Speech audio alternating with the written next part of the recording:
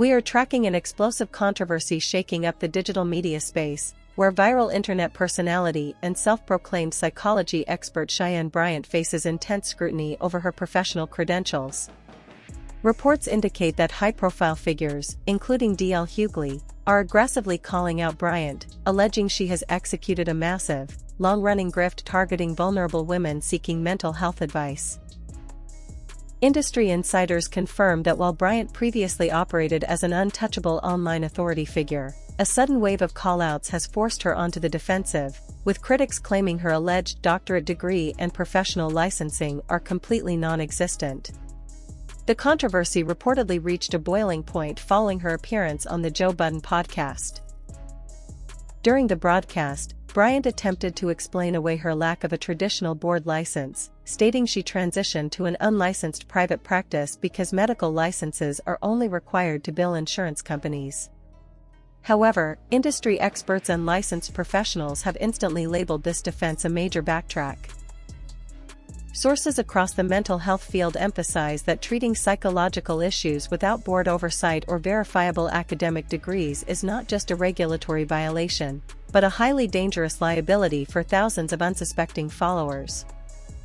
As public pressure mounts, the discourse has shifted heavily to her background, with media critics openly questioning why a mechanic is legally required to hang a license on a wall, while an internet personality can allegedly manage people's mental well-being with zero verifiable training. The developing narrative has sparked wider cultural discussions regarding the dangers of unvetted internet experts cashing out on community trust. We are continuing our investigative report into the unfolding credential controversy surrounding internet celebrity and self-proclaimed psychology expert Cheyanne Bryant, who is facing intense pushback over her claims of holding 6 degrees, a master's, and 3 doctorates. Public scrutiny intensified after Bryant utilized her massive platform as a trusted street therapist to secure the presidency of a local NAACP branch.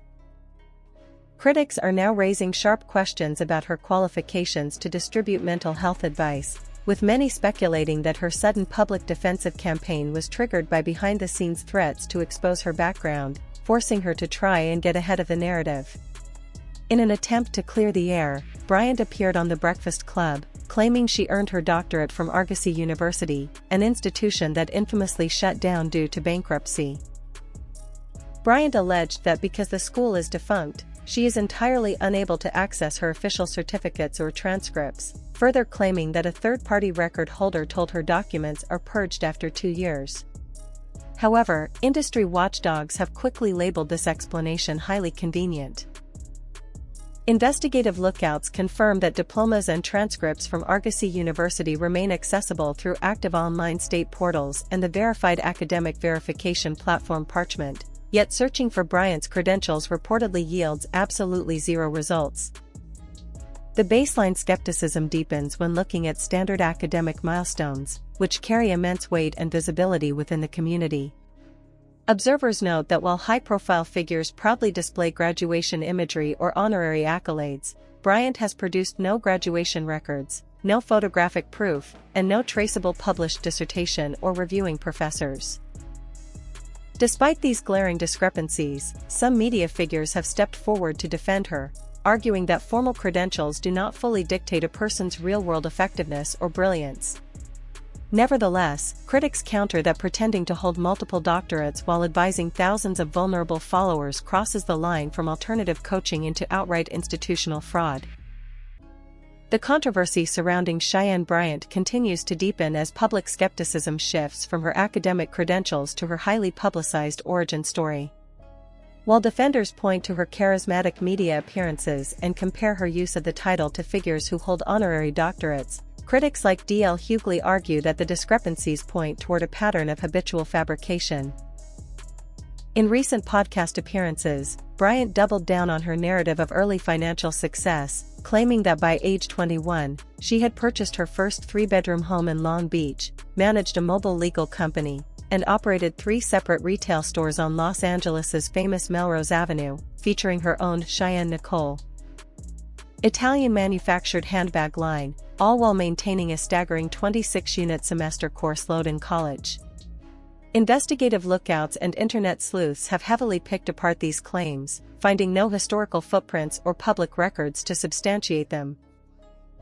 Given Melrose Avenue's high profile in the early 2000s, an achievement as historic as becoming the first and youngest Black woman to own 3 concurrent storefronts there would have left an extensive paper trail, yet no business registries, media coverage, or local archives confirm her ownership. Furthermore, public searches have yielded no evidence of the Cheyanne Nicole handbag line ever existing in retail or manufacturing databases. The most damaging revelation to surface from the ongoing background checks involves her actual undergraduate records. Despite Bryant's repeated claims of holding foundational degrees in psychology and Pan-African studies, verified institutional data indicates that her only confirmed degree is in apparel and fashion from California State University, Northridge. This stark contrast between a fashion background and her claimed psychological expertise has intensified the backlash, fueling accusations that her entire persona as a multi-degreed clinical authority was systematically manufactured to exploit community trust. The scrutiny surrounding Cheyanne Bryant has now shifted from a simple lack of academic credentials to a much deeper critique of her operational strategy. Media figures and critics, led by D.L. Hughley, argue that Bryant essentially hijacked the street therapy space from qualified, licensed Black professionals. Observers point out a calculating pattern in her media run. She consistently avoids panels with other certified Black or female therapists who could challenge her expertise, choosing instead to appear on high-profile platforms hosted by figures like Shannon Sharpe, Cam Newton, Joe Budden, and the hosts of The Breakfast Club. Because these hosts lack the specialized clinical background to dissect nuanced psychological frameworks regarding trauma, gender, and sexuality, Bryant is able to deliver generic advice with extreme confidence, cementing her public image as an intellectual authority without ever facing rigorous pushback. This unchecked authority becomes particularly dangerous when contrasted with the core message she preaches. Bryant frequently commands her audience to live in their truth and practice strict accountability, yet critics emphasize that her refusal to produce a single transcript, dissertation, or business registry reveals a total lack of personal accountability. For an individual dealing daily with clients facing severe mental health struggles, narcissism, and deep-seated trauma, doubling down on unverified claims rather than course-correcting is viewed by professionals as an incredibly hazardous trait. Worse still is how this alleged deception targets systemic vulnerabilities within the Black community. Bryant's website intentionally prices her services relatively low, a tactic she publicly defends as a mission to aid low-income individuals who are deeply weary of standard medical institutions and desperate for a relatable figure they can trust. She has openly capitalized on the community's valid fears of institutional clinical labeling, pointing out on podcasts that most clients prefer to pay out of pocket rather than receive a formal diagnosis on their medical records.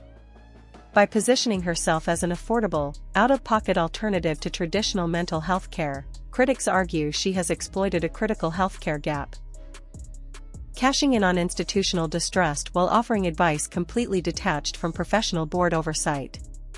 The critique of Cheyanne Bryant's operation has intensified as former clients step forward with alarming first-hand accounts of her paid sessions.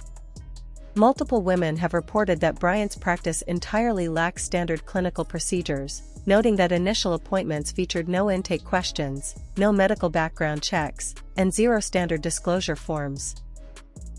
Instead of receiving professional guidance, clients described feeling as though they were talking to a homegirl who centered the conversation on her own life, personal relationships, and self-image. For vulnerable individuals seeking tools to cope with severe anxiety and PTSD, these sessions proved deeply damaging, with multiple women revealing they left the consultations spiraling into depression after being explicitly labeled low vibrational or not high valued. These devastating personal accounts have moved the public discourse from academic skepticism into serious accusations of criminal behavior.